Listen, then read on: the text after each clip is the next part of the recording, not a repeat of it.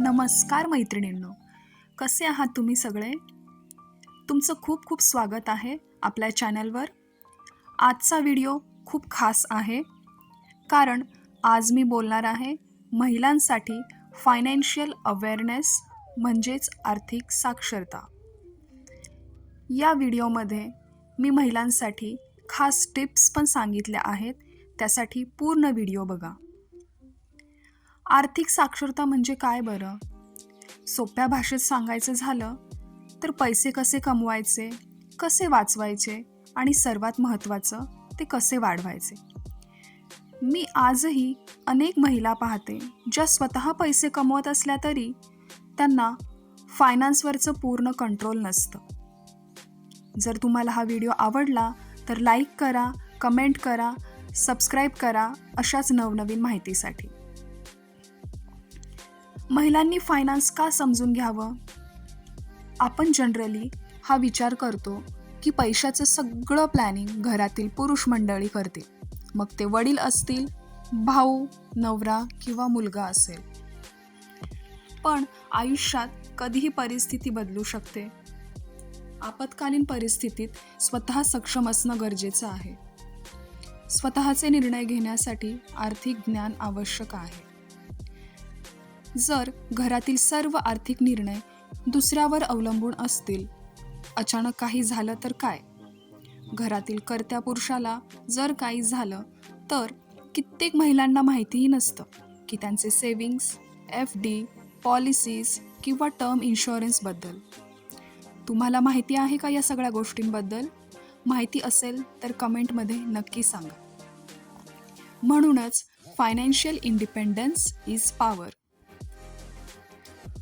जाणून घेऊयात basic finance गोष्टी. सगळ्यात अगोदर आहे बजेट बनवणं म्हणजेच बजेटिंग. आपल्यापैकी किती महिला या मंथली बजेट बनवतात? महिन्याचा इन्कम आणि खर्च लिहून ठेवा. मग तो तुमचा असेल, नवऱ्याचा असेल किंवा दोघांचा असेल. यामध्ये 50, 30, 20 हा नियम वापरून आपण पैशांचे नियोजन करू शकतो. काय आहे हे 50, 30 आणि 20? 50% खर्च हा गरजा पूर्ण करण्यासाठी, 30% आपल्या इच्छांसाठी आणि 20% बचत. इथे आपण काय करतो? अगोदर सगळा खर्च करतो आणि मग उरलेल्या पैशांचं बचत करून असे ठरवतो. मला सांगा, हा नियम वापरून तुम्ही आजपर्यंत किती पैसे सेव्ह केले? सेव्हिंग्स म्हणजे आहे तरी काय? प्रत्येक महिन्याला काहीतरी बचत करा आणि बचतीचे पैसे सगळ्यात अगोदर वेगळे काढून मग राहिलेल्या पैशांचे प्लॅनिंग करा. अगदी 500 रुपयापासून सुरुवात केली तरी चालेल. इमर्जन्सी फंडबद्दल तुम्ही ऐकलंत का? कोरोनासारख्या दुसऱ्या कोणत्याही अडचणी आल्यानंतर आपलं जीवन विस्कळीत होऊ नये यासाठी करायचं ते फायनान्शियल प्लॅनिंग. किमान 3 ते 6 महिन्यांचा खर्च बाजूला ठेवा.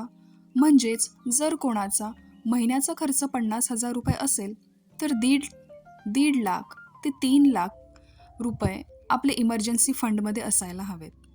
अमाऊंट आता ऐकायला जरी मोठी वाटत असली तरी ती हळूहळू केलेल्या बचतीच्या सवयीमुळे शक्य होऊ शकतं.